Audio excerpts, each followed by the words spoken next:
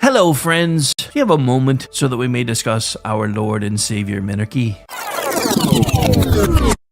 No, seriously, I'm just kidding. Hi, my name's Rick Robinson. I am the general manager of KLRNradio.com. We are probably the largest independent podcast network that you've never heard of. We have a little bit of everything, and by that, what I mean to tell you is we have news, pop culture, special events, conspiratainment, true crime, mental health shows, drama productions, and pretty much everything in between.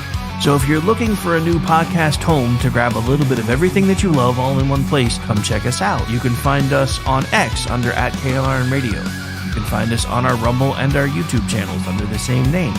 You can also find us at KLRNradio.com and pretty much every podcast catcher known to man. So again, feel free to come check us out anytime you like at KLRNradio.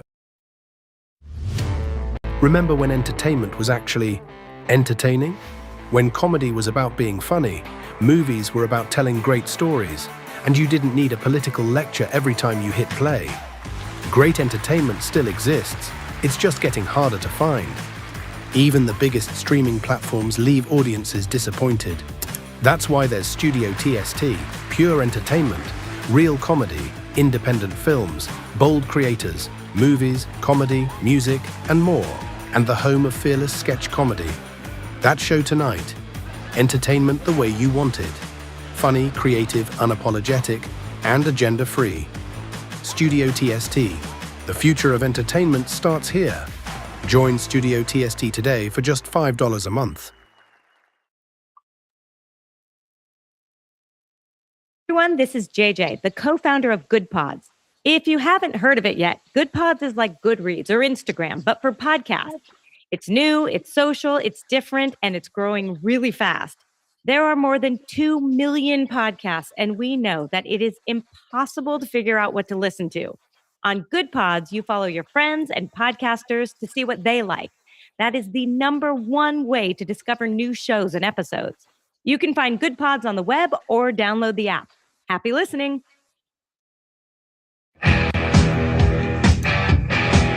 KLRN Radio has advertising rates available. We have rates to fit almost any budget. Contact us at advertising@klrnradio.com.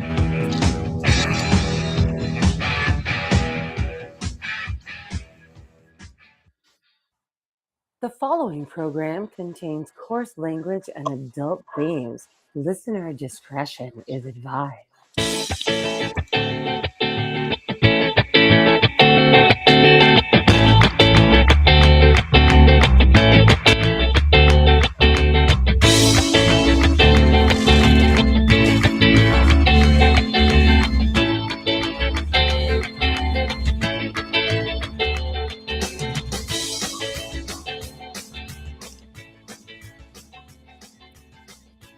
Welcome, everyone, to another episode of He Said, She Said. I am one of your hosts for the evening, Aggie, and with me is the very awesome Rowdy Rick. How are you doing tonight?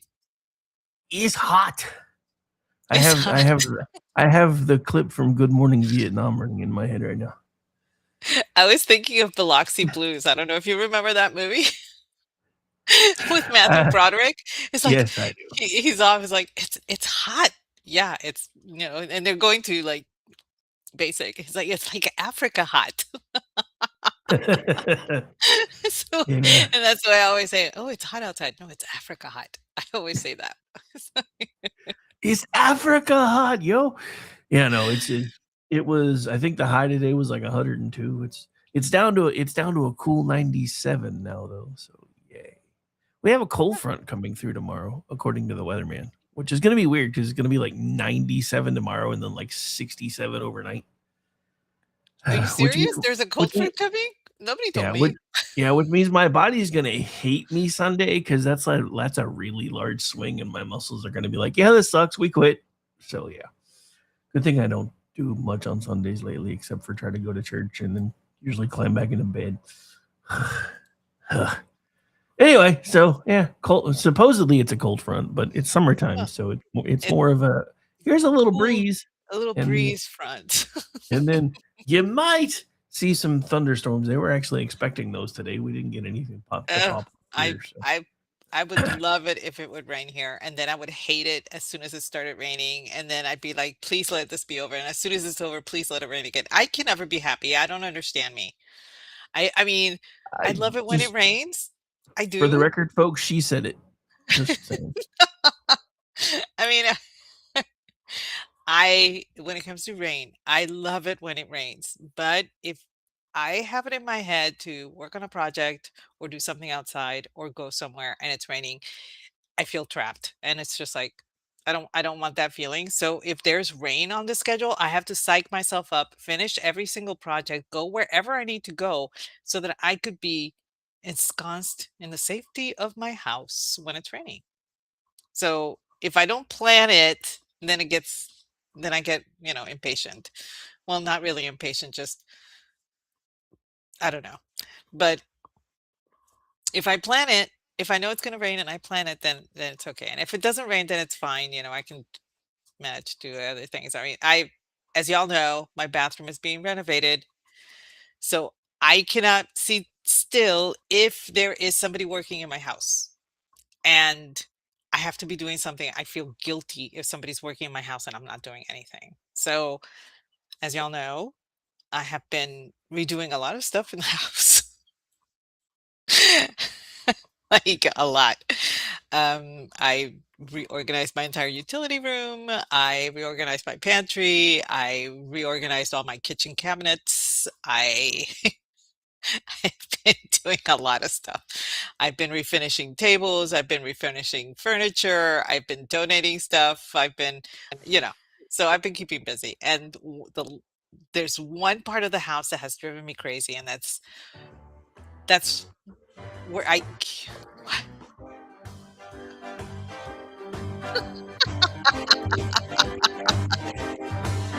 There's a jungle out there. It's not that. I am not OCD over this. I just feel guilty. So I have to be doing something. That's all. It's not an Uh-huh. OCD thing, trust me. Uh-huh. Uh-huh. Mhm. But one of the things that I've been dying to do is there's this little cubby right off of the den, and this is where the gentleman that used to own the house had his office. And I thought I could make it into the house office, but it doesn't have a door or anything like that, so there wouldn't be any privacy. Um, that's why I would have set up my podcasting there, but the voice would carry throughout the den and the house. And so I just figured I'll just stick to a bedroom, but I can't. I'm at the cabin now because someone is playing their their gaming and it takes too much bandwidth. So I'm taking it all apart. That's where the liquor cabinet is. So pray that I don't break anything because I really don't want to clean up liquor. I really don't. So I that's my remember what project for next week. I remember when you first started talking about him playing games, and you were like, "It's cool because he does his thing and I do my thing." And now every time you talk about him playing games, it sounds semi-stabby. Oh, no, because before he was just playing by himself, and now that he's in a hive collective, um, that game that he's playing now takes more bandwidth, and so I can't do a lot of the podcasting up in the house because then it lags. I lag, he doesn't. So I just came down here, and it's fine. I think You it's know, kind of funny. It feels bad, but you know what you do? You just buy him a big TV for Father's Day and put it in the cabin. You're like, there, now go doing that I game in there. seriously thought about doing that and setting him up here in the cabin, but then, it's kind of like he's comfortable up there, and it's okay. It's fine. I do this twice a week, sometimes four times a week, depending on where the first and second, first Monday and second Wednesday fall. Nice. So, by the way, for the record, thanks for getting the Till Tuesday song stuck in my head. Sorry. As soon as you said voices carry, it Sorry started. about I was like, that. son of a. I hate the way my brain works though, because as soon as you said voices carry, the song started playing in my head. Yeah, I know. Ugh. Sorry. which actually leads to one of my favorite things to do during the summer, but weirdly enough, not the voice is scary, but the fact that I like going okay, so I guess we're getting into it. I mean, you already opened the can of worms. Yeah, so we're talking about our favorite things to do during summer because it is not the most preferred season. And we were all conditioned to believe summer was the greatest be all and end all season of all time simply because there was no school. But as you grow older, Summer summer sucks. Oh wait, sucks. did I say It's that been out so loud? My bad. so yeah, one of the things that I really enjoy doing though during summer, which is kind of weird because it's still hot out there, and this obviously I used to do when I was living in a larger city. I loved going to outdoor concerts, and they didn't have to be like big names or anything like that. Just even if it's a local band, as long as it was outside, it was so freaking cool. Taking a towel or a beach blanket or something, or your own little lawn chair or whatever, and having your own sodas or little ice chest, and you sit there and you just enjoy somebody performing live, fun music or whatever. I think the last time that I went to one, it was a local jazz band that decided impromptu, and they just did it, they just put it on Facebook. If anybody wants to show up, we're going to be like doing this, blah blah blah blah, and all that stuff. And so we went. I dragged my daughter with me, and she was like, "I'm not gonna enjoy this." And by the end of the night, it's like, when are they gonna play again? Because she had so much fun just sitting out there and enjoying the music. And I've done this. I used to do it like 2 or 3 times every summer, and I would sometimes I went by myself because I couldn't find anybody to go with. My husband didn't want to go, my kids didn't want to go, whatever. My sister was like too busy, and I would just go by myself. I was like, I would like the ambiance of being outside, enjoying music, and seeing just dusk turn into evening, turn into night. It was just really cool to do that. And I think one of my favorite ones, who was it that it was um Weird Al was an outdoor concert. That was great. That was probably the biggest name that I saw outdoor concert, and it was small because he was just starting out. He had just done Ricky, so that was pretty cool. Back in the 80s. So Nice. that's something that I really do miss because I can't do it where I live. If I want to go to and I was in Tyler yesterday, and they were setting up for an outdoor concert at the park. And I just looked at it longingly, and I was about to ask, and he said no. And I was like, okay, because it was that night, but we had to be back. And you're like, but why? Yeah, and I admittedly there are some places where it can be very uncomfortable because it's kind of hot or whatever. Um, you do need to dress appropriately. You do need to have a bunch of mosquito repellent on, admittedly, living in Texas. But it was still so much fun just relaxing, listening to music. And sometimes, people would start singing along with, whoever was playing. There was a cover band that was doing a cover band for the outfield one year. And that was a lot of fun because I knew all the songs. I knew all the songs. So I was belting them out, and there was this couple next to me doing the same thing, and we were just having so much fun. But, that's something I do miss. But that is one of my favorite outdoor activities for summer, just going to outdoor concerts. It's a lot of fun. I highly recommend. Yeah, I used to do that. My biggest thing that I'm trying to get back to doing again, but this summer has been hard because I wound up getting sick right after I finally got to do something I really love to do because I love to go to the lake. We had a kid's birthday party at one of the lakes, so I Oh, was there yeah. all day, and then I was sick for like 6 weeks after that. I'm still to the point now where I'm just now starting to feel a little bit better. And then every once in a while, it's still like, haha, still here. But yeah, my doctors are like, you're not contagious anymore. We don't know what the hell's going on. Just keep taking your allergy pills. I'm like, you suck. But that's because I don't want them. I don't want them to give. I don't like shots. And they're like, we want to put you on the allergy shots. I was like, no, I don't care. I don't care. I'd Oh rather just take it. no. No, no. Because Really bad. ever since everything that came out with COVID, I avoid shots like the plague anymore because they're making everything freaking mRNA now.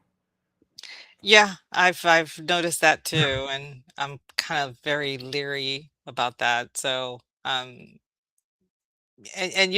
one of the things that a lot of people don't know, my husband has extensive um, research background on this whole thing, which is why he was very adamant about the COVID vaccine schedule, and that was a hard no.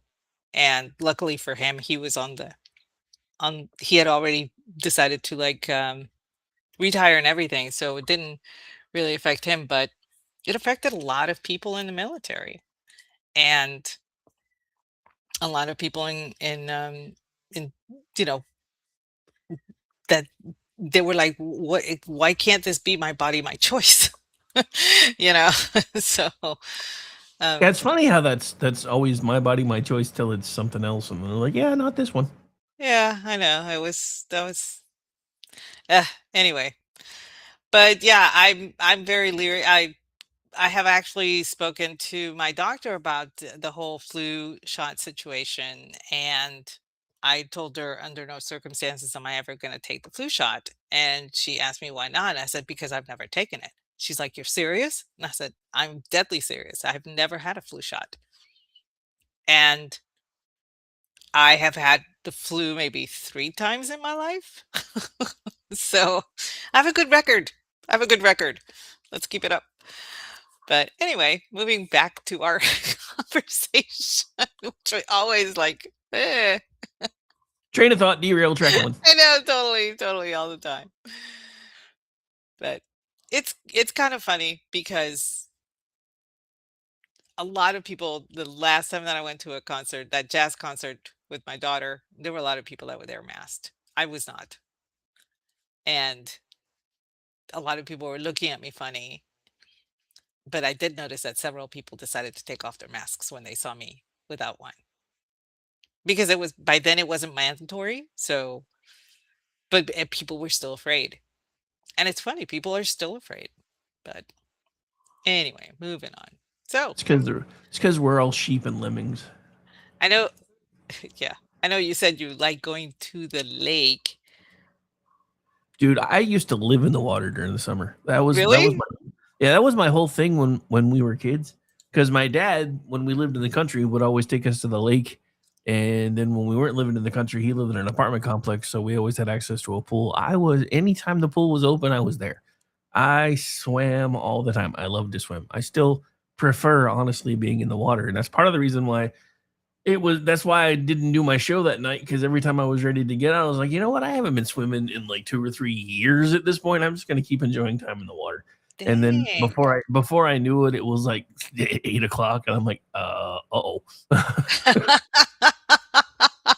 So you're a water baby. Oh, dude, I seriously was. It's funny because my cousin's husband saw a picture of me. I was probably 14, 15 years old, and we didn't meet until I was in my 30s, and by then I was more round than anything. Still stout because that's when I was still chasing people for a living, but I started to be more round. And he saw a picture of me, and I was like maybe 14, 15 years old, and he's like, holy shit, you used to be ripped. I'm like, yeah, I spent every summer in the pool. And that was the middle of summer.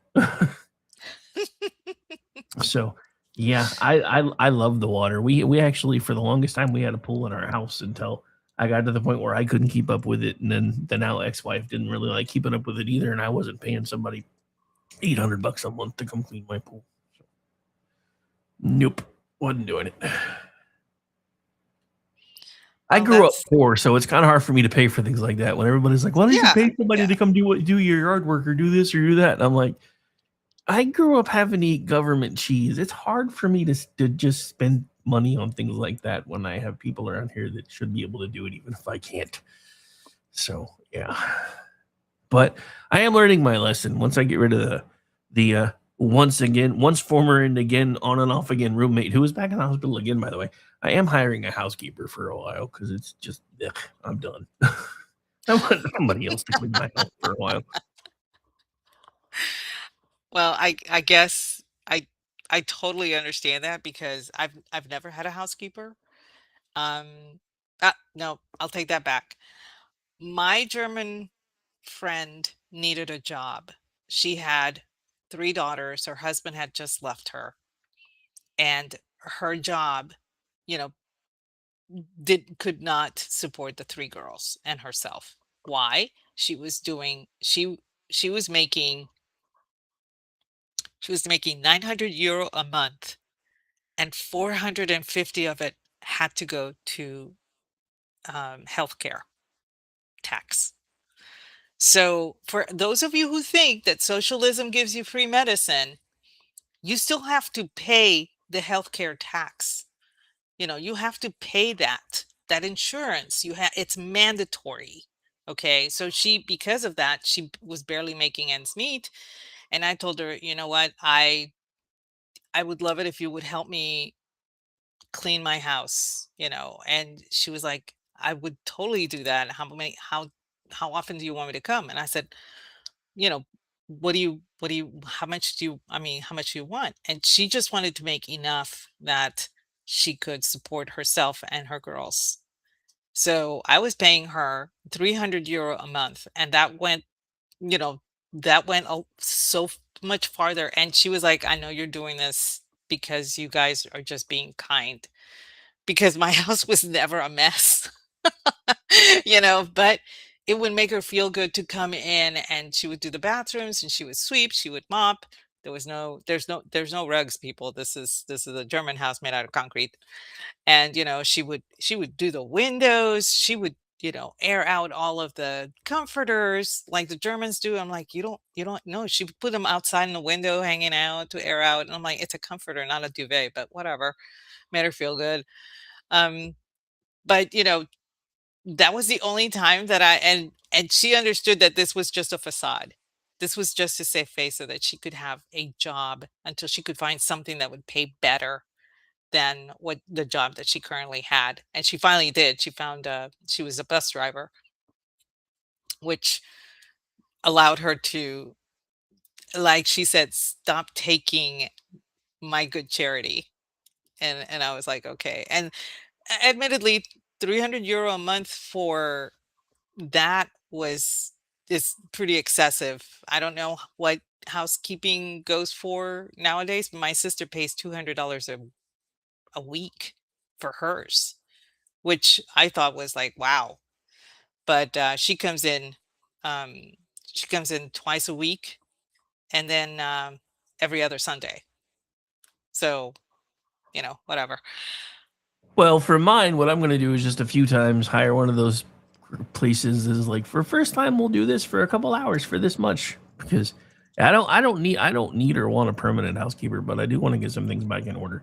And I had still even been resisting that idea until I saw your former podcast partner blowtorching about how his housekeeper was jamming out to some tunes, and I'm like, well, if fucking Mickey can have one, damn it, so can I. No, and it depends on the where you find your housekeeping or whatever. I mean, there's some housekeeping businesses that will charge a flat fee, others charge by the hour, some charge by the job, whatever.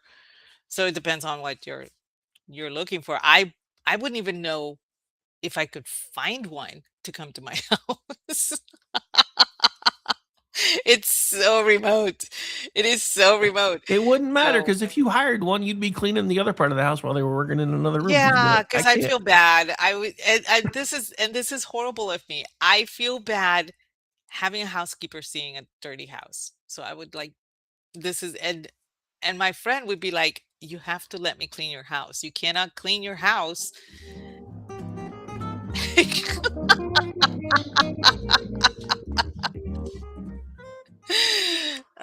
Okay, fine, whatever. But one of the because I keep forgetting I actually have someone's number. I'm gonna text him one of these days and ask him if someone we both know puts the doorknobs in the dishwasher or not. Because I'm willing to bet. Just kidding. Just kidding. I do not. I do not. I'm serious. My house. My husband will tell you that I'm not the best housekeeper. I'm not. It's just that because they're working in my house that I have to keep busy. And I have found this newfound love of organizing all of my things so that I can find them, which drives him crazy because he can't find anything now. So he has to ask me. So what do? I made signs for the utility room for the cabinetry there, and I put these signs on the doors saying explicitly what was behind each door so that he doesn't have to keep like looking and looking and looking. He'll know that at least it's on this shelf so he can look on this shelf. I went through, this was several months ago. I kept finding packages of batteries everywhere. Well, my husband uses batteries for his controllers. So we always have double A's on hand. But we need triple A's for other things. We need the 9 volt, the volt ones, the 9 volt for the smoke alarms. You're gonna need the C's for the big flashlight, blah blah blah blah, whatever, right?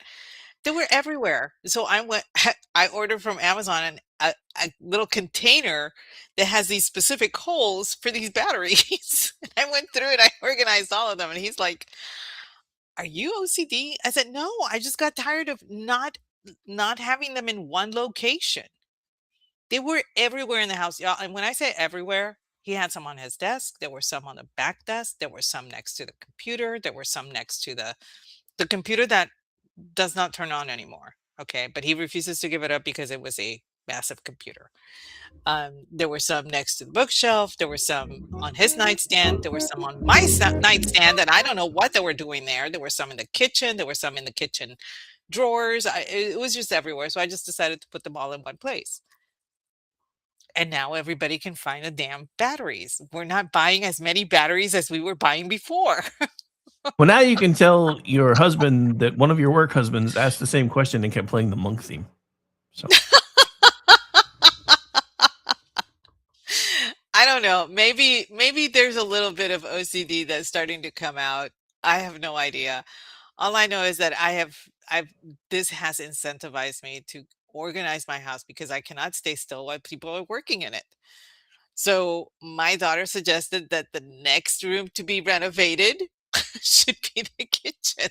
And I was like, absolutely not. I need the kitchen. It's the only safety valve I have. But she just felt I should renovate another room so that there would be workers there and I would be more incentivized to keep up with this because she is OCD. She does have a lot of OCD issues. Um, but she's in therapy for that. I'm not. just because you have not been diagnosed. Oh, Well, no, my girlfriend actually, I asked her, I said, I need your help. Um, as you know, it was really tough to go to behavioral medicine because this would reflect on my husband. So my girlfriend said she would do it under the table, you know.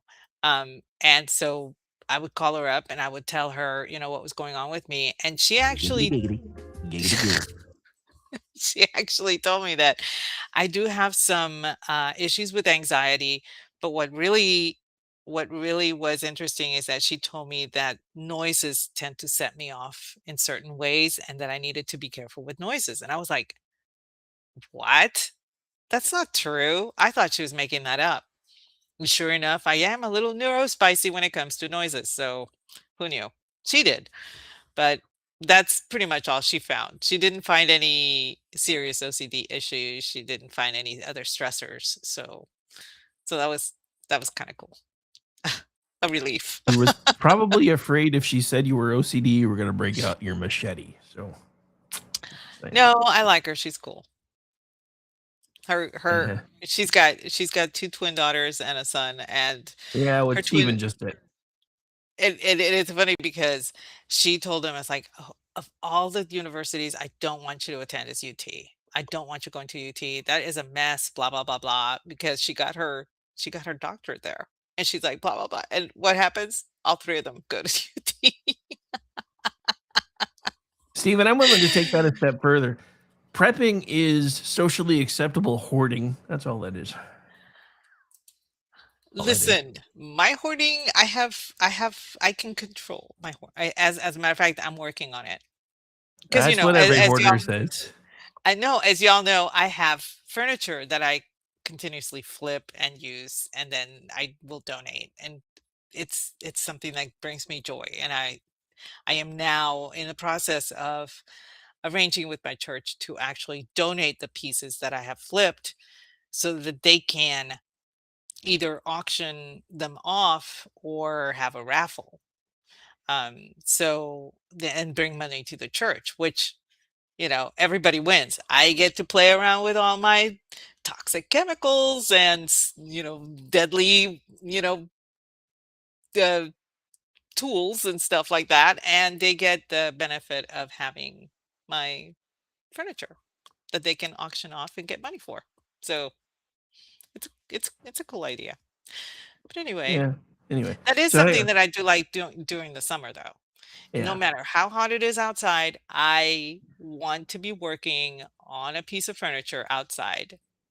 And as soon as I'm done with one piece, I'll take a day break, 1 day break. And then the following day after that, I will start with another. And that keeps me very happy. Last summer, I couldn't do it, obviously, due to my dad. But this summer, so far I've done like 4 since they Yeah. got here. Honestly, Al just brought up something in the chat that I didn't really consider as like a summer pastime, but it is like one of my favorite things to do is work on electronics. And it's funny because now that I'm upgrading all the electronic equipment, like I got my new laptop, I've got the new Oh, station yeah. desktop that I'll be setting up over the weekend. So yeah, I've been considering actually putting a server in my house so that way I can get to everything station related, no matter which computer I'm on. So that way I can work from my bedroom, I can work from my office. It doesn't really matter, especially if I'm just producing and don't have to talk, because that's because I Yeah, tested. it's Yeah, I tested it's it last night tinkering. because the new laptop actually has more memory on it than even my new desktop's gonna. Because I couldn't find a 32 gig desktop anywhere. I tried. No, and I totally get it. That whole tinkering vibe. It's like for some reason during the summer, it's just it's on. You got to tinker with something. Like for me, it's the furniture. Um, I and the cooking. I have ratcheted up my cooking. I've decided, you know what? I have all of my pots and pans. I need to start putting them on rotation. So, and that's actually what has incentivized me to cook one of my pinned recipes once a week is using my pots and pans. They're not just for decoration, but it's like, you know, all of my kids have a hope chest, and it's not necessarily just a chest. They do have their own chest, but they have their own set of china, their own set of crystal, their own set of pots and pans. They have an Amish quilt. They have table linens. They have all sorts of stuff for the kitchen. And of course, several pieces of furniture that I have redone for them that I'm waiting for them to move back so that they can get it. My daughter is still, she's got a dining room set that she's coming up to pick up hopefully in the next couple of weeks. So, and this is something that I really thought was a cool idea to do when I started having children was I would love to have that hope chest that I can give to my kids, stuff that they can take with them when they move out. Well, they all moved out, but the 2 of them went into the military and couldn't take any of that stuff, and then the other one didn't move out until, like, just a couple of years ago. So, I don't know. But I have a lot of pots and pans, and I like using them, but each one has its own like the differences in sizes and shapes and whatever more conducive to this or that. Um, so that's another thing that I've enjoyed doing during the summer is finding a recipe and just going through and I want the recipe to be not so simple. I wanted to test my ability, to do all that stuff. And all of this started because of Julia Child. That whole recipe thing started because of Julia Child. So blame her. Uh huh. Actually, I like your recipe posts. I've actually enjoyed those when I see you Some do of them. them, most of them have been pretty good. The only one that I can honestly say was iffy on, it was still edible, thankfully. It was the Hungarian goulash. And I'm like, I went through specifically the way the recipe called for it, and I'm like, I gotta change this. The pieces of meat are just too big. The pieces of the carrots are too big. The amount of paprika was too much, which as a paprika lover, that kind of blew my mind. But it overwhelmed everything else in the dish. So, but I tell people, this is how I tweaked it, you do your own thing. It's fun. It's a lot of fun. And some of the recipes are not difficult at all. This I will say the Spanica pita was pretty freaking hard because I had to work quickly and the phyllo dough was not happy with me. But that's Oh, fun. dude, Philo and I do not get along. I know. However, it was a big hit and I even took some to my friend at the antique store, and she was like, "I need this recipe," and I said, "It's right here." And I said it. I just texted it to her right then and there, and she was like, "This is fantastic. I'm going shopping." And then she sends me the message like 2 days later saying, "I made it, and everybody ate it, and there is no leftovers." And she's always complaining that her kids will not, and her kids are older. They're in high school, but she was always complaining that, this is okay. It's fine. Like, can we have hamburgers? Can we grill outside today? Blah, blah, blah, that kind of thing. And now they ate something fancy and they're like, oh, maybe there's something to this fancy stuff. Yeah. I will say this. Not oddly enough, this was one of the things I was going to bring up. This kind of one of my new favorite summer pastimes. I am slowly learning how to smoke meat, and it's kind of something I usually do. Kind of more is kind of as summer is gearing up to summer, and then more towards as it starts winding down because it's hot. But I have enjoyed learning how to smoke meat. I will say this, it's different than any other type of cooking that I've ever done. I usually pick up cooking really quick. Smoking has been kicking my ass. I can't get it right. There's times that I'll have like the smoke flavor and everything's just right. The bark looks good, and then I'll cut in the middle of it and it's still raw. And I'm like, what did I do wrong this time? And then there's other times where it'll look like it's underdone and then it's shoe leather. So yeah, I'm still learning, but it's so yeah. I don't know. I don't know. There's a trick to it. I have a smoker, and I'll be honest, I have never used it. It is always used by somebody who is visiting, never me. I didn't even buy it. It was a friend of mine who he and his family were coming to visit us from Michigan, and they decided to take the train because, the kids had never been on a train. So they took the sleeper cars and it was really cool for them and everything. And I went, picked them up, brought them home, and I took them everywhere and everything. And he said, I want to smoke a pork shoulder for you because he is really big into barbecuing. And I said, I don't even have a barbecue outside. Why? Because my husband could never decide on a barbecue to buy. He kept waffling back and forth. He never, to this day, we don't have one. But that's for another day. So he went out as a thank you and bought a smoker for the express purpose of smoking the pork shoulder. I said, the least I can do is buy the damn pork shoulder. So I went and bought one, and I bought all the stuff that he wanted to put on it or whatever. And he did. And it was fantastic. Again, visitors have seen it. It's like, hey, can we smoke something? I said, as long as you're doing it, sure, knock yourself out. Excuse me. Several of my Twitter friends have done so. But me, myself, never.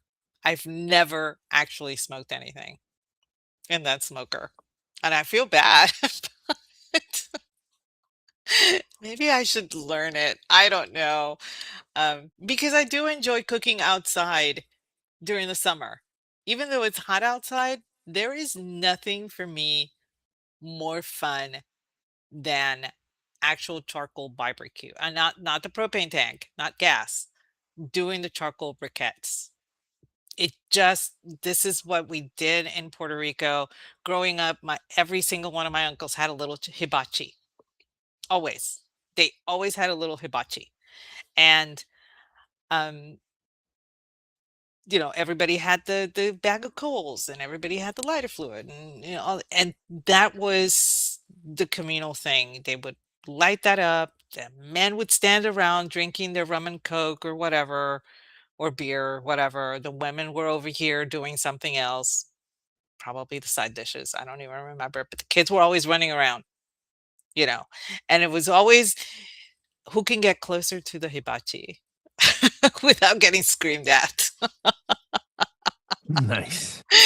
But I remember that, and it's such a fun memory for me that I love doing that during the summer, especially not during the day, at night, where you can see the glowing of the coals as you're cooking your whatever on the little grill or whatnot.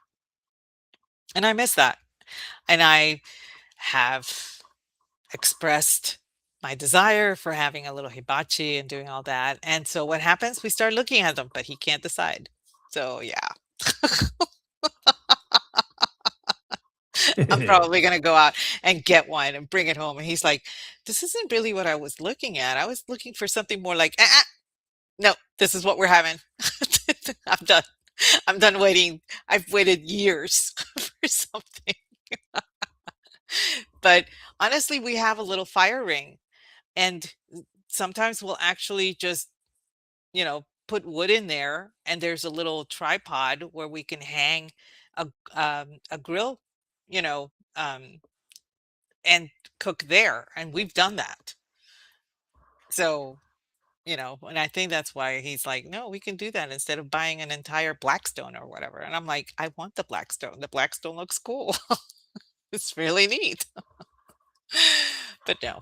Anyway, but yeah, I know everybody likes to do barbecue, but for me, at this hour of the evening when the sun has gone down, that's when I like to do the barbecue, because that's reminiscent of when I was little, and that's when my uncles and my dad, that's when they would strike up the barbecue, and you could see the hot coals. And it was just I don't know, there was a certain magic to it, I guess. I don't know. Perhaps it's me. Oh no, no, no, no! You're describing one of my favorite things about cooking outside. It's yeah, that. So the thing about it is, I used to love when everybody else cooked outside. Once I got wobbly, cooking outside kind of scared me. I had to get used to it again, because I would always be like, "What happens if I lose control right as I'm moving towards the fire?" That would be bad. But yeah, Oh yeah, yeah, that would be yeah. bad. So yeah, it took me a while to learn how to do it now that I'm wobbly, but I'm enjoying it again. My last grill isn't any good anymore. That's something else I've been looking at. I'm kind of having the same problem as your husband now, though. I can't decide which one I want. There are a lot. I know there are a lot of different styles. There are a lot of different options. If you want gas, if you want, there's even electric. There's gas. There's the conventional, charcoal. There's wood pellet. There's a bunch of stuff that you can do, and I get why there's an indecision.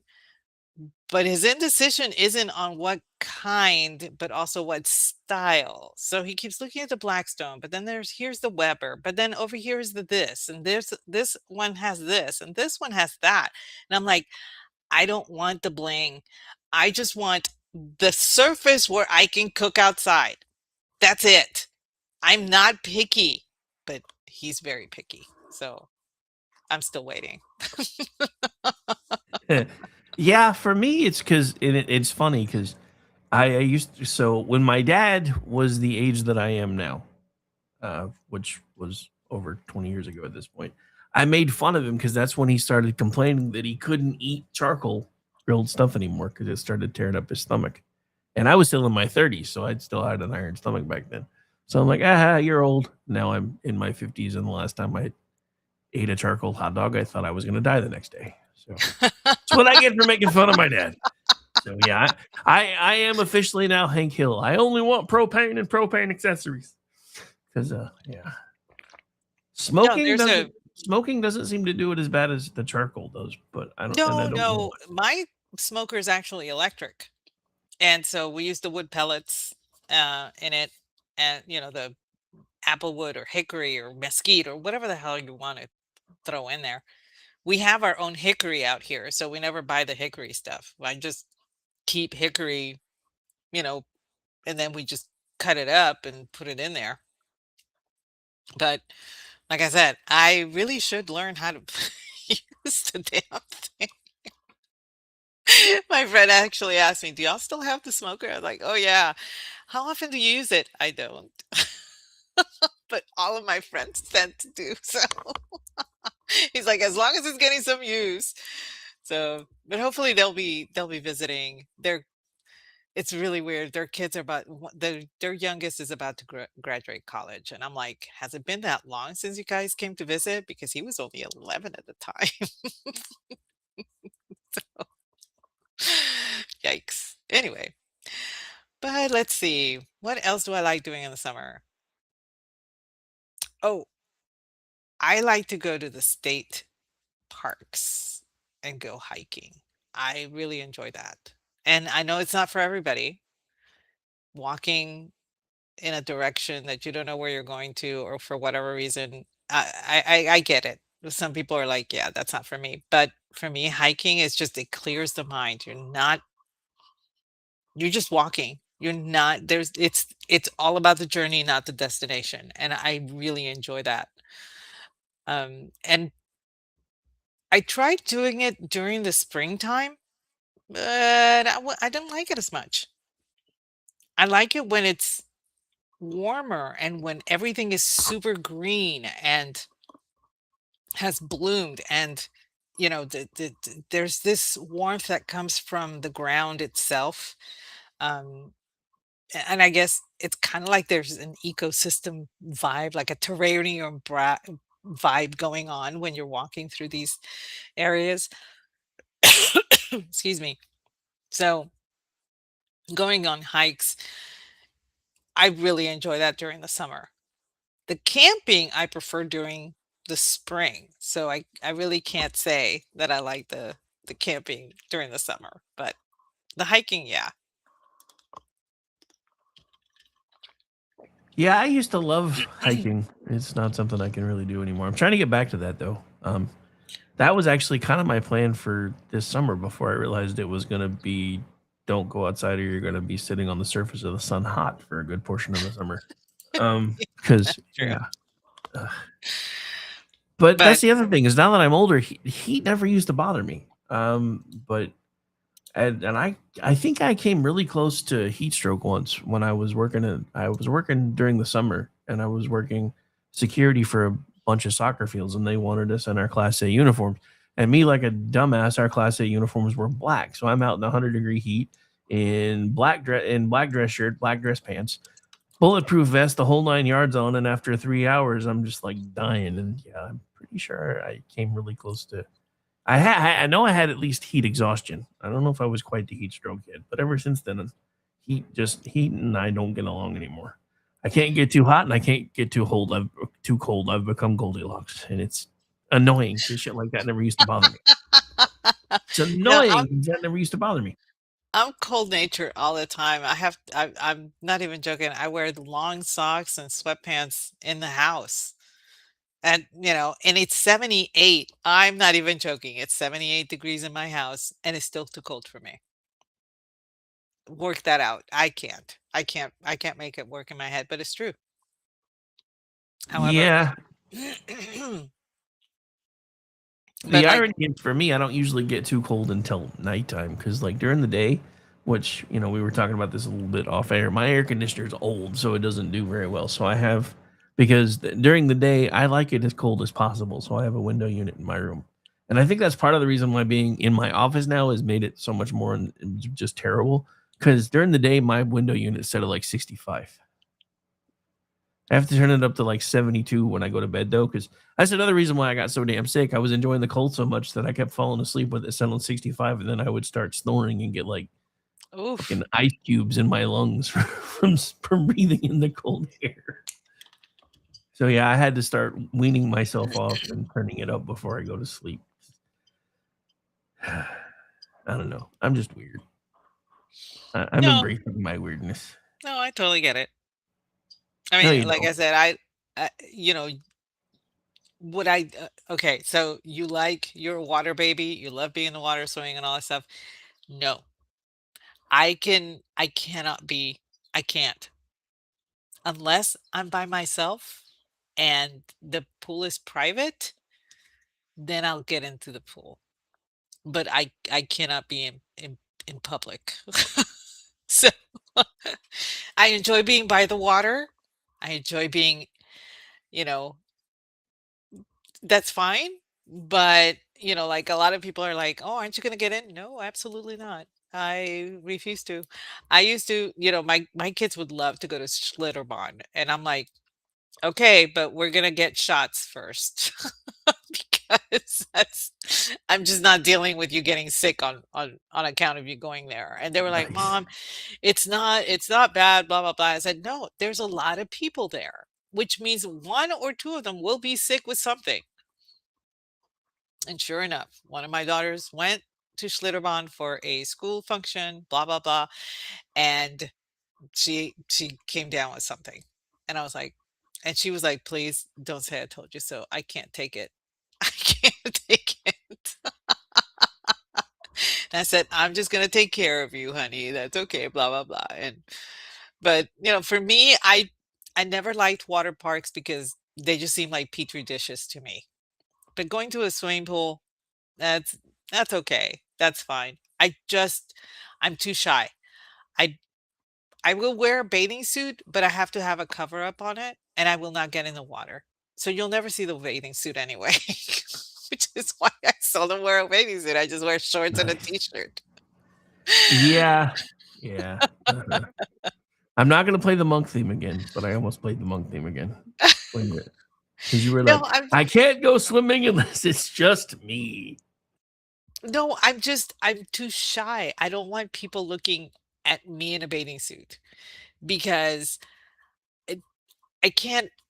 I know this sounds weird, but when we were, when you're in elementary school or rather middle school or whatever, junior high, you have to take swimming lessons for PE.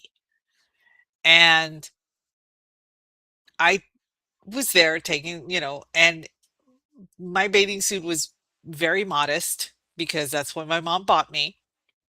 And one of the girls made fun of me.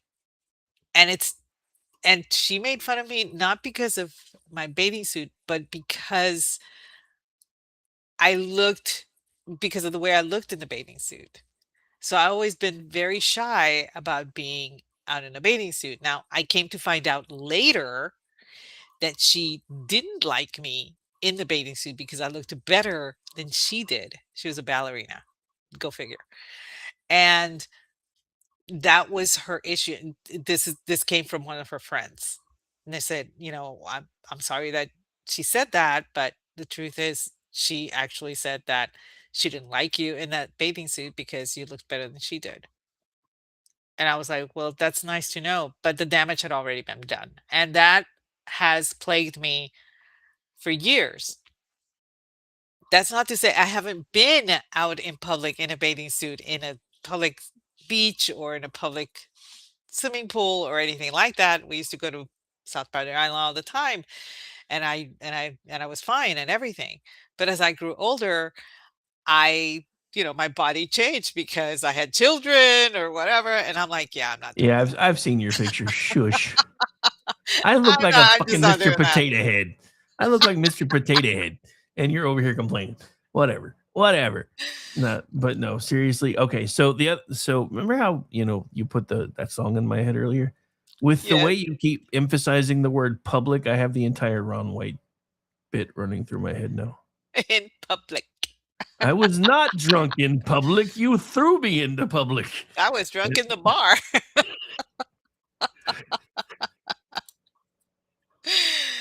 But that was pretty funny. Anyway, but yeah, I mean, I do enjoy going to waterways during the summer. Don't get me wrong. I literally live on right next to a lake, and it's awesome.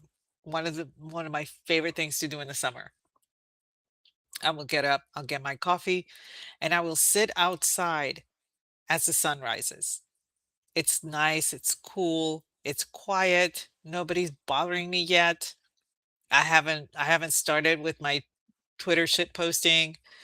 You know, it's nice. And I will just sit there and just look at the wonders of the world as the sun comes up. And it's wonderful just to do that. I can only do it in the summer, early fall, because once October comes around, it's actually too cold for me to be out there in my pajamas.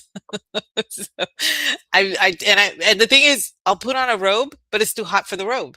So I'm stuck. I can't find the happy medium. Um, but during the summer, that is one of my favorite things to do. It's quiet. I'm by myself. Nobody's bothering me. It's great. It's awesome. I highly recommend that. Everybody take time. And you would be surprised because even though summer is super, super hot and it's the suckiest of all seasons, followed by winter, um, taking time for yourself, half an hour to an hour, just being alone, away from the phone, being outside resets you like you would not believe. I always thought that that was hokey. I never put any faith in that or anything until I started doing it. And it has improved my well-being incredibly so. And I'm not saying that, this is not to say, "Oh, it helps me to lose weight," or blah blah. No. I'm just saying that my mental state has improved. I have found a calmer sense of being by taking time to just being still and away from the internet, just being outside, just listening, just looking, not thinking about anything in particular. I know some people cannot stop thinking, and I get that. I'm proud to say that my brain does not think when it doesn't want to. Yeah, I had that problem a lot, especially after the divorce. I'm finally getting to the point where I can sit somewhere and it be quiet and I'm not losing my mind. It's funny because when I first started going, because I did actually through work get some therapy sessions until I realized most of the stuff that she was telling me was the same stuff I tell everybody else when they come to me for advice, and I wasn't going to keep paying for it when my insurance ran out. But she did say something that was interesting that I never thought of, because she said that it would, with as long as we were together, it was probably going to take about 3 months for every year that we were together until I started feeling somewhat normal again. That's exactly where I am right now. And this is probably the closest to myself I felt in a long time, including not having to have something constantly going on in the bedroom so I can sleep. I noticed the last couple nights I've been waking up and the TV is like waking up in the morning and the TV's been off and quiet. And I'm like, used to that would the second it shut up, I would wake up and turn it back on because my brain would just start screaming at me. So that's been kind of nice the last few nights. So I am one of those people where normally my brain does not ever shut up. You know, It's I it's I annoying. know a lot of people like that. A lot of my Twitter friends are like that. It's just I don't know what it is about me that I can honestly shut my thinking patterns down. And I always thought that that was strange and rather indicative of a lack of intelligence. But apparently not. Apparently, it's just some people have the gift to do that, other people do not. It's just there's no difference. It doesn't affect your intelligence at all. I just always thought that maybe I was dumb simply because I could do that. And my girlfriend told me, no, actually, you're one of the rare people that can do that. It's not a question of intelligence, it's just an ability. I'm like, okay. But, and yeah, I totally get it, Al. I have a lot of friends online and it sometimes it's rough, but if they have your phone number, they can text you just check if you're okay. And you can always say, hey, I'm taking a break from social media, and we'll understand. So um and you were missed. I'll admit that, but yeah, sometimes, I and it's really weird because I'll take a break for like half the day. I will not be on. I'll be doing something or whatever. I come back and there's like 15 messages asking me if I'm okay. And I'm like, yes, I have a life. That's all. So, especially in some of the groups, I'll say, I'm off to do something. Bye. And then it'll be okay. But if I don't announce what I'm doing, people get concerned. And I appreciate that a lot. I do, because it tells me that people are thoughtful and worried that there may be something wrong. Um, but no, it's just me working on a table somewhere or on a credenza or a set of drawers. Oh, that's next, by the way. I have a tall boy that I need to do. Tudunch. I didn't get there in time, but I was gonna. You were going to, I know.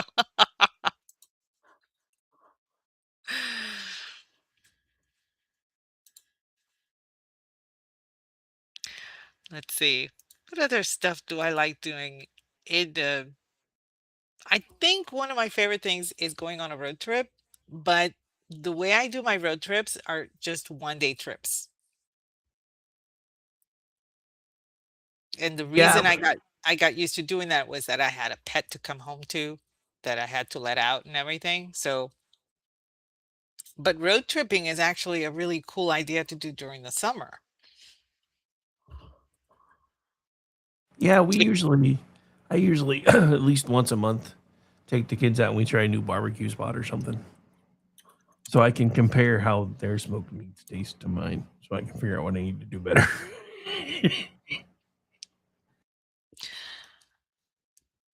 I okay.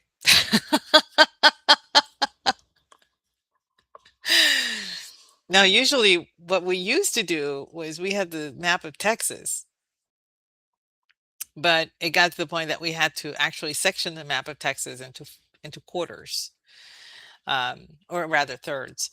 And so now that we live up here in East Texas, um, we will throw a dart at that particular area of Texas, and that's where we will go for the day.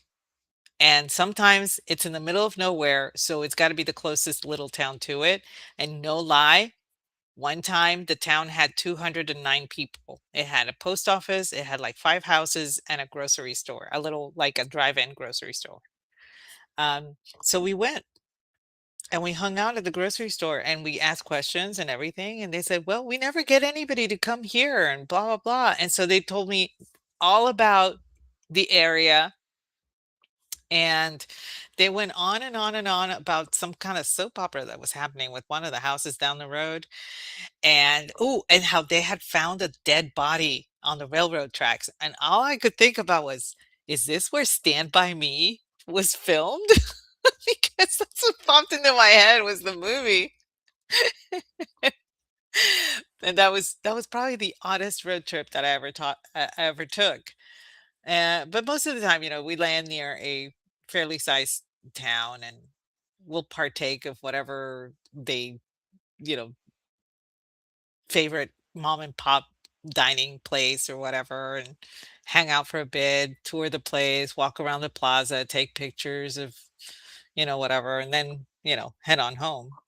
But that's all, like I said, we try to limit it because gas can be expensive, obviously. And if you do have pets to come home to, that's another consideration that you need to give to. And I want to sleep in my bed. I don't like sleeping in hotel rooms unless I'm by myself. I know that sounds weird. I know that sounds weird, but that's the way I am too. I mean, we've just come to expect that weird is kind of how you roll. No, it's just usually the beds are very firm, and I cannot sleep on a firm bed. And so I normally sleep on the couch. There's always a little couch, because I will always book a suite for that express purpose. It's a little pricier, but if you use, Trivago or whatever, you can get a pretty good deal. I'll admit that. And I will test the bed, and if it's too firm, then I'll sleep on the couch. If my husband's with me, he gets upset if I don't sleep in the bed.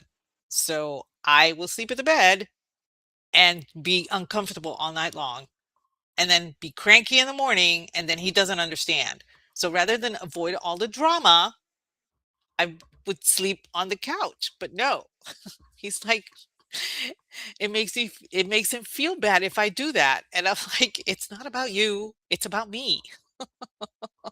Yeah, except most of the time when women say that, that's a lie. So we don't know what to do or say.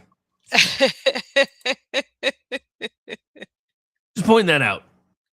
Every time I've ever been told it's not you, it's me, it's been a lie.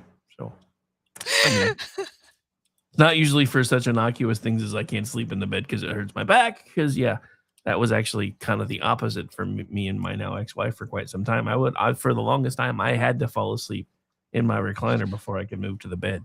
And she was always one of those people, especially in the wintertime.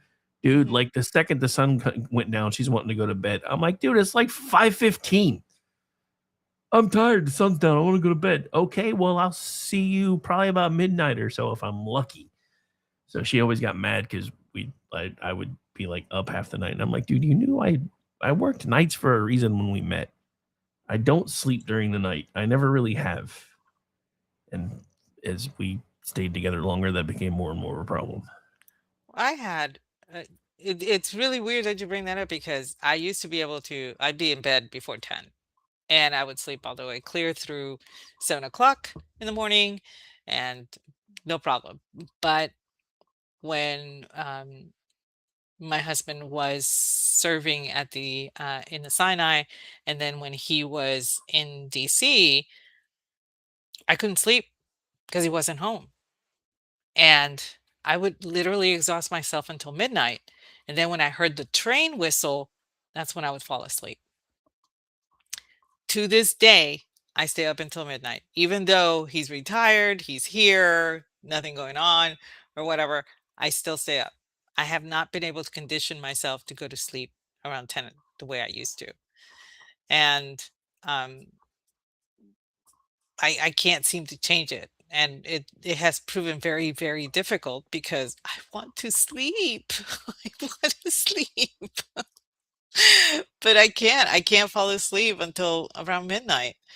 And sometimes I'll go to bed and I'll lay there for an additional hour waiting for sleep to claim me. And but no. And then, and some people say, well, why don't you just turn the light on and read?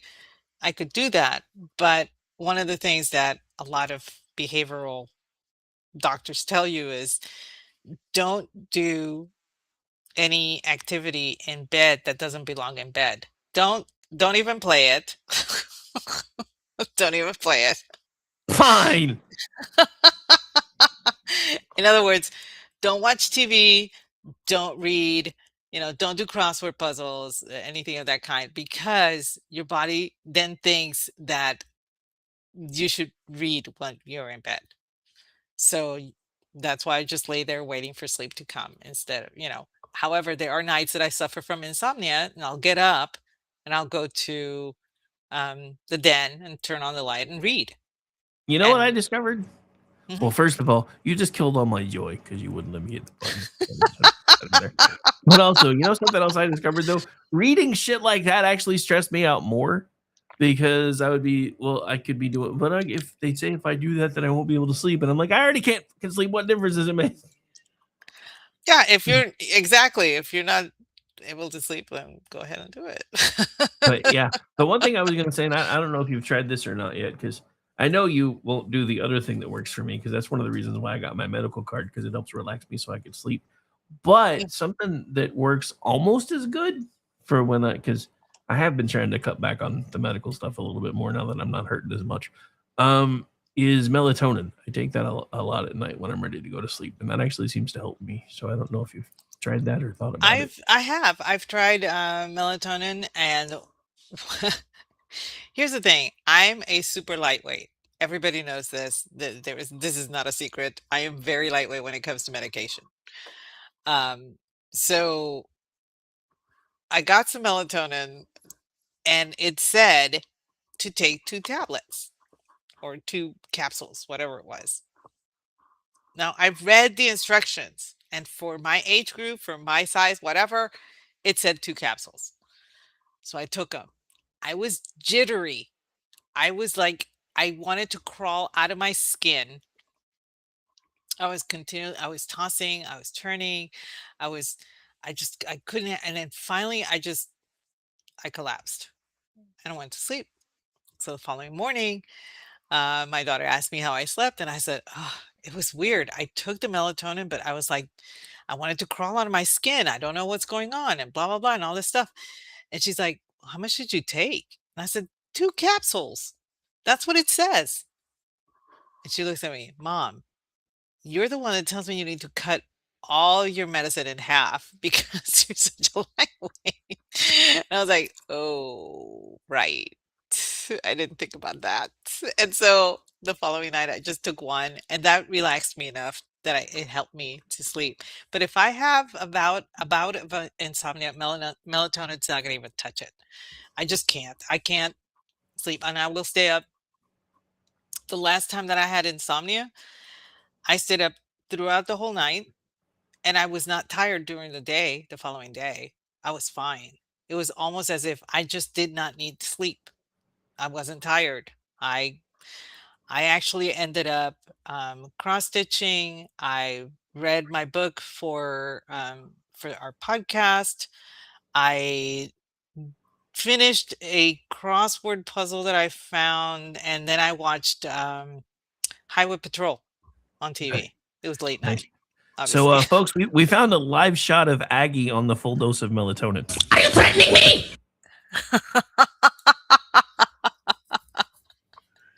Yeah, that's pretty much what it was. I cannot express to you how much I wanted to just jump out my skin. I don't know why it gave me such a reaction. I don't understand it. It wasn't even listed as a possible reaction, so I don't know. I don't know. But yeah. So anyway, excuse me. So, you got any more? One of the things that I really liked doing, and I think there's one about an hour and a half from me. So it's kind of difficult to do. But the best thing that I did growing up during the summer, my friends would get together. We would pool all our money so that we could go to the drive-in. We didn't care what the movie was. We weren't there for the movie. We were there to socialize with everybody else. We got out of the car and started going to other cars to say hi and all that stuff, blah, blah, blah. And I can honestly tell you, I went to the one that was showing the Texas Chainsaw Massacre, and I did not watch the film at all. I don't even remember the film. And it's not even my kind of film because I don't like slasher movies. But we were there to socialize. That's how we socialized during the summer. So and the guy running the drive-in, he didn't care. He just wanted people to have fun. or whatever. And we were very respectful of those people who were there to watch the movie. So most of the time, my friends would park on the backside so that we could just socialize and everything. And there was always a little kiddie area for, parents who brought their kids to entertain them or whatever. Obviously, no kids were there that night. Um, but I really enjoyed doing that. It was a lot of fun, and it was kind of wholesome because you knew where everybody was. Everybody left when the movie was over and we went straight home. We didn't, there was no incentive to go anywhere else. Where I lived, there was nothing going on. Now it's a big metropolis area, and there are things that don't close down until 4 in the morning. So it's different, but back then it was really cool. And you know, if we did pool enough money, we could buy the big bucket of popcorn and a couple of sodas and everything, and we'd be set. It was great. Like I said, Yeah. never watched the movie. Well, I mean, also depending on how old you are, most of the time when you went to the movies, it wasn't to see the movie anyway. Oh wait, never mind. Never mind. Well, and that's another thing because you could tell that there were two sections in the back. There was a section with the teeny boppers who wanted to socialize. Okay, that was us. And then next to it was a section of the teeny boppers that did not want to socialize with the rest of Giggity us. giggity, giggity goo. And you could tell which ones those were. Okay. Oh yeah. But and I can honestly say, nope, never happened with me. But that's just the way it was. I Yeah. was not a very popular person back then. Well, it's probably because after the first date, you started talking about their skulls. I was not into skulls until I went to college and I took the class. Sure. But no, it's funny that you bring that up because that's actually on my list of summer pastimes. All the time used to be drive-ins. We still have one around here, so I'm actually taking the kids to the drive-in tomorrow night. Are you really? Yep. What do you the what's playing? the first is the new Minions movie, well, new-ish, and then Spider-Man is the late show, so the new one. So Oh, I heard there was a new Spider-Man movie. God, how many yeah, are there? it came out this weekend.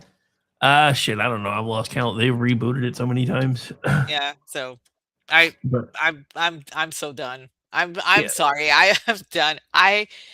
Y'all, movies are something that I used to enjoy during the summer. And it wasn't just a drive-in. It was like, the summer blockbuster. You wanted to be there. I mean, so yeah, pulling I would babysit yeah. Well, I as much submit as I possible. submit that you've never really understood what a summer blockbuster is, considering you've never even seen the movie Top Gun.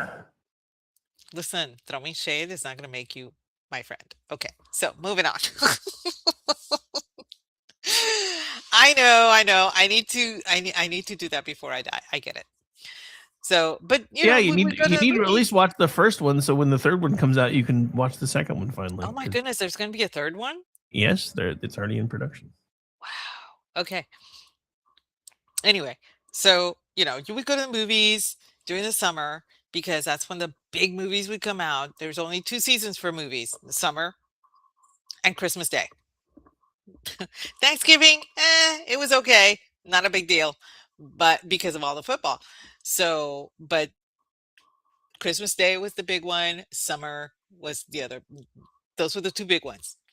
And I've noticed that as I've grown older, that I just don't wanna do that anymore because the movies that are coming out are really, really weird.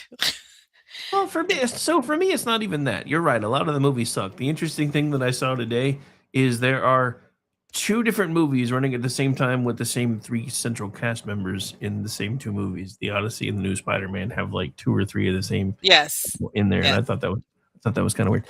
But for me, it's not even that so many of the new movies just kind of suck. It's that because my kids want them all, and they pay for most of them, so I don't really care. We pay for so many streaming services that I'm like, I might as well just wait till it comes out and just watch it at home. Yeah, that's pretty much where I'm at. I'll just wait. I just have a couple of streaming services. I don't have a lot of them, but We have like uh, almost all of them, but my kids are like, "Can we get this one?" I'm like, "It's your money. Do what you want."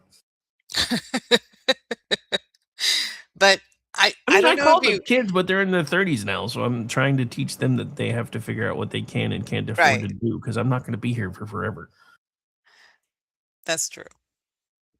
Anyway, yesterday I saw a trailer for a movie that's coming out. British film called Wicker. And I thought, Wicker? I mean, I know that there was the Wicker Man. I remember that. I didn't watch that one, but I remember something about that. But no, this was Wicker. And so I decided to watch the trailer. And it's about this woman. She's a fisherwoman who is basically a spinster. Um, and so she goes to the local basket weaver and decides she wants him to make her a husband out of wicker. And some kind of magic happens, and this wicker person comes to life, and it becomes, she marries him. And there's a lot of sex going on with this wicker guy. And I'm just like, what is even happening here? I don't understand how, as a society, we've decided that this is a good tale. and and, and so it just struck me that this whole monster thing is moving into the mainstream now. It's not a monster, it's not a minotaur. Admittedly, it's not a chupacabra like the one I had to read, but this guy is made of wicker, and he is very, shall we say, robust. So much so that he breaks the bed several times, and it makes her very happy. And I'm like, but he's wicker. How is this gonna end? I do not understand this. Why the need? Oh, I know why the need. Because you cannot have a man in a manly role, in a masculine role, being masculine and showing masculinity like this. You can't do that. Witness what happened with Odyssey. Odysseus, his main fault was his pride. That's why he was floating around for about 20 years, because he was too prideful. Okay. Needed to be taught a lesson, but no, they couldn't make him that way. They made him very PTSD, very regretful for the war, very regretful for this. So there's no reason for him to be floating out there for 20 years if he's going to be regretting the war. But whatever. They couldn't make him manly. They had to destroy that masculinity about him. And in this case, they couldn't have a man being masculine, so they made him wicker. And I'm like, I am so done. I cannot go to the movies unless the movie is normal. Okay. So for me, the movie is either going to be a documentary or it's going to be a kids movie at this point. I just, I just can't. Like a wicker. I don't get it. I don't get it. Yeah, no, but so I will say this because I remember when the new He-Man movie was first announced, and everybody was making fun of the fact that he had the pronouns in his nameplate, and everybody Mhm. was like, "Oh my god!" I will say that movie was better than I thought it was going to be. It had a lot of cheesy 80ness in it, so if you're not of the time, you probably won't enjoy it as much as I did. But That's what I heard. I liked it a lot more than I thought I was going to. And even the pronoun thing to me, I felt like that was that kind of put out there just to get extra clicks on the articles about it. Because in reality, once you see the movie, you'll kind of understand why the pronouns are on his nameplate. And I'm not going to say anything other than that for the folks that haven't seen it yet. But there were a couple small things, like he's supposed to be in Oklahoma City, and they didn't even take the time to research what the OCPD uniforms look like, and I was like, okay, that's kind of a fail. But yeah, so because there was a point when he was supposed to be on our planet, and he was in Uh-huh. Oklahoma, and you could tell he was in Oklahoma City because of the skyline and stuff. And then they were in blue uniforms, and I'm like, that's not even what their cars look like. That's not what their uniforms look like. That's not even what their badges look like. I mean, get it? I understand this is for like 10 minutes of the movie, but still, come on. It's one minor gripe. So, but yeah, and even one of the guys at Twitchy was like, yeah, part of it was kind of woke because of some of the messaging that was in there, and I'm kind of like, nah, not really. It didn't feel that way to me. But yeah, but I enjoyed it. It was fun. I laughed a lot more than I thought I was gonna. A Um, lot a lot of and my friends that watched the He-Man, cartoons back in the '80s, far younger than me, and also a lot of the Gen X people who remember Dolph Lundgren, they enjoyed this movie, and a lot dude, of people are like, that was the best part. He had a cameo in there. That was "Yes, awesome. yes." That was he's still I'm not gonna lie, he's still pretty dreamy. Gonna The have to funniest part have to say is that. so this is gonna be my only spoiler because I hate doing this, but I have to talk about this part because it was amazing, and then we should probably start saying goodbye because I just looked at the clock. But so they're in a gym, and Dolph Lundgren is there, and the kid that's playing He-Man is grabbing weights, and he's like, "You're in my spot." And No. the kid's like, "What?" He's like, "Yeah, you're in my spot." And he's like, "Well, I'm new around here. Any advice for the new kid?" And he's like, "No, get out of my spot." That is dying. precious. That is great. I liked it, when they did the A-Team, um, I know that, Dirk Benedict had a cameo and so did Dwight Schultz. Mr. T opted not to have a cameo in A-Team because he felt that his character he he wanted to keep his character intact or something. I don't know what it was. And of course, by then George Peppard had passed away, so he couldn't obviously have a cameo. But I like it when they have cameos of the people who did the role previously. To me, it's a nice way to honor and make tribute to the previous actor. But I'm looking forward to watching it simply because I do remember the one with Dolph Lundgren. I used to watch the TV show with my little brother. My little brother was like a big fan. And of course, he was like, I don't know if I should go see it. And I'm like, you need to go see it because you were a big fan. You had all the action figures. Yeah, I said Dude, you had I all. had a lot of them too. I said The one thing I never got, and I was really mad because one of my friends down the street had it, and I never could afford it, was Castle Grayskull. I really wanted Castle Grayskull. Didn't have it. everybody wanted Castle Grayskull. You could not find a Castle Grayskull back home to save your life. It was like the Patch Kid of 1981. It was the same thing. You couldn't find it. Whoever got their hands on a Castle Grayskull got lucky because there were maybe 3 in the entire Rio Grande Valley.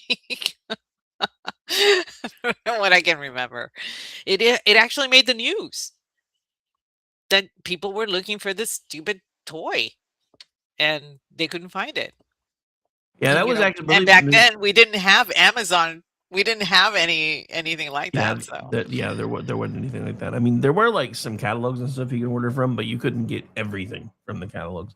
right. And remember the Christmas movie with Arnold Schwarzenegger in it where they're fighting over toys? Believe it or not, that was actually inspired by that whole Cabbage Patch thing. Wow. And on that note, I guess we should say goodnight because following our show is I know I'm gonna mispronounce it. I'm gonna Only because I mispronounce mess with you about it all the time. I'm gonna mispronounce it. You But say it right all the stay time, tuned and then I say for it. Dungeons and Dragons with Jeff. No, you're Curse gonna of get. Hey, Stephanaros. we're on YouTube right now. You're gonna get us a copyright strike. No, it's the Curse of Stephanaros. Yeah. D&D, not Dungeons and Dragons. We're not trying to steal them. D&D. Don't D&D. don't give D&D. me don't give me a Curse of copyright strike. Stephanaros. Anyway, Or, where can or we as I find call you? it, the Curse of Snuffleupagus. All right, where can we find you? Don't look for me. It's a trap. I am off tomorrow. And then I think I might do a Kingdom and Country on Sunday night because I have one halfway prepped. And then I'm still deciding right now because I don't know when G's coming back. So I think Rails is just going to keep doing the every other Wednesday thing until I figure out what's going on with G. Because a lot of stuff with SHR is kind of up in the air. And the reason I started doing that on Monday nights was to give Sean an opening act. And I don't know what's going on over there.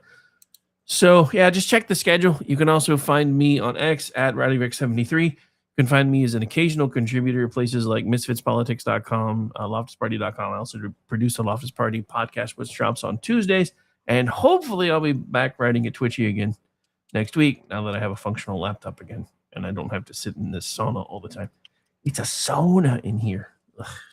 Anyway, where can folks find you? You can find me at Aggie the Barkeep over on X, Tuesday nights, 8:30 p.m. Eastern, with Brad Slager doing the Cocktail Lounge. 8:30 p.m. Eastern Friday nights doing He Said, She Said with you. Second Wednesday of every month, 8 p.m. Eastern. Guys get together for toxic masculinity, and I bring the drink of the evening. And this coming Monday, Jeff and I are doing first Monday, 8:30 p.m. Eastern. We're doing our book podcast, Spirited Books. So tune in for that. Thanks for joining us, everyone, and we hope you have a great evening. Hang out for the nerds. They're up next. Just kidding, guys. Love you.